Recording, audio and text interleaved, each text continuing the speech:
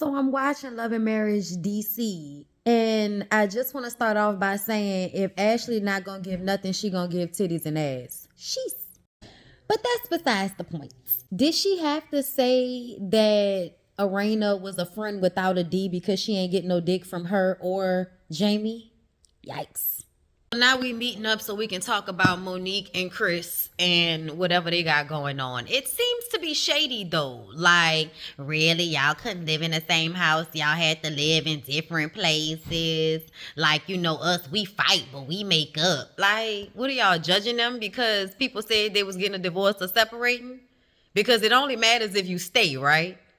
Grow up.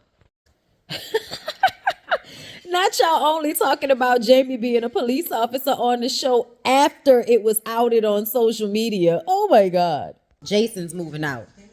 Lil Jamie is still being a bum apparently. So you told Lil Jamie that the job was a sure thing. He was already on probation. They do a background check and decide not to give him the job. Therefore, it is not a sure thing. Why would you not talk to the people first about that? Especially since you was a former police officer. Like, it feel like you set him up to fail in some type of way. Listen, I'm trying to figure out why you can't just get this boy a job some damn well. Either way, it seems as if Lil Jamie, like, kind of went off the deep end a little bit when he didn't get that job. And instead of somebody putting the child in therapy or something, y'all just gonna beat him over the head with the fact that he didn't get the job that was supposed to be a sure thing. So Lil Jamie got a ticket but had to pay his probation officer $152 and apparently didn't have the money for the ticket. So he asked Jamie to pay the ticket and Jamie went off on him talking about, boy, I ain't getting no ticket in your car. What is wrong with you? And I do understand. I really, really do. But at the same time, he seemed fragile, entitled, but fragile. I wish somebody would put him in therapy. He looked like he about to cry every time I see him. Ashley posed a really good question. Where is little Jamie's anger towards his parents coming from? I wonder. So Joy and Clifton from Ready to Love are here. Sounds like she gave up her career to be with him. Probably not. She's probably going to sing locally, I'm sure. Okay. Is it just me or is Joy hella rehearsed in her confessionals? I'm going to leave it alone. Good night. They are so cute though. They so cute and performative. I love it. It looks like they have great sex. Good for them. I don't know what Silva or Jamie think parenting is, but they seem to think that once a kid gets a certain age, like 14, you don't have to wake them up for school. You don't have to parent them. You can allow them to just miss school so that they will learn to do it for themselves as if they like going to school or something. Yes, Silva, I feel like you don't know what parenting is at this point. And then telling Ashley that sounds like a you problem that you have to wake up every morning and wake your son up. Why is that a her problem? Because you're at work? Is that the reason why that's a her problem? So if she wasn't there, you would just let truancy come and knock on the door. Silva is going to not listen to the fact that this is a trauma response. Your mom died when you were 10 and your dad was probably a hard ass. So that means that you lost the whole nurturing aspect of your childhood. And now you want your son to miss that aspect of his childhood because you want him to hurry up and grow up.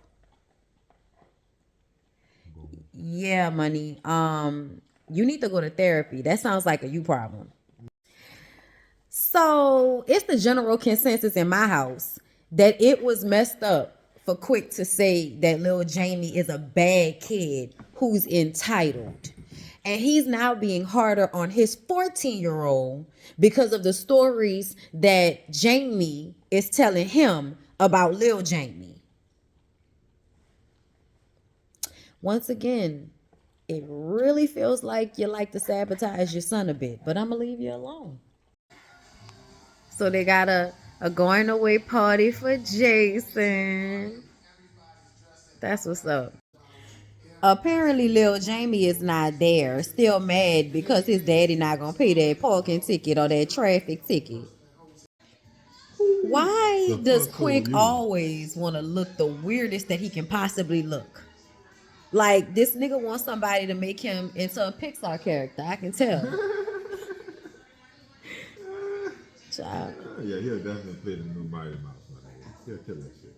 Absolutely. It's funny to me that they expected Monique to be there, but not Chris. Don't ask retarded questions. I'm honestly not upset with Ashley for saying that. Like, how you gonna talk to single moms about being ready to love when you're not a single mom? They had a whole bunch of women that was on Ready to Love that was single moms. So if you want somebody to talk to that specific crowd, then I don't understand. I mean, if it wasn't just for single moms, I can get that. But either way, tell you hoes how to be ready for love, whether you got a baby or not. but I feel like that plays a huge part in how you handle your relationships, because it's not just you, you know, like she can throw her monkey pussy on whoever and it's cool. You know what I'm saying? But like if you got a kid, you can't just throw that monkey pussy on anybody because you got another person in the household that you need to be worried about. That's all I'm saying. So I'm not mad at Ashley about asking the questions now. I just also want to point out, okay, so Joy and Clifton into the show. They say Joy friends with Ashley and Arena. I said, oh, all right, cool. That's cute. We're going to make it do it what it do. Okay, Ashley, I couldn't even have your back for like 2 minutes, girl. Because then you followed up with, I wouldn't feel comfortable speaking to single moms and I'm a married mom. Why? You got a baby? You can't talk to him about how to get a man? You got a man? I feel like at this point, like Arena said, what we still talking about this for? Ashley is doing her mean girl thing. Like if you're the head of the mean girls, you have to make other women in a circle at some point feel insecure in front of the other women so that you can assert your dominance. That's what it's giving. The braille art, top notch. So perhaps Lil Jamie may feel the middle child syndrome a bit. Like Jamie's crying over Jason and shows no emotional support for Lil Jamie that looks depressed. Okay. I'm glad Lil Jamie pointed it out. He was like, I ain't sad like his parents. I'm happy Jason is about to do what he wants to do and go and be free like a bird. Okay? Because I was just like, why is everybody crying like Jason about to go to jail after this? Like, I get it's a transition, but my God. Jamie asked Lil Jamie to come outside because he want to know why he didn't ride in a car with him. Like, what? Also, you can check him about, you know, this asking you for money for the ticket situation. And yes, he was like, I ain't even have to ask you, but you said you was proud of me. You said we was in a good place. I think what he's saying is, like, obviously I'm trying right now and I just need a little help in this moment. So if you know I'm trying, you just said you was proud of me.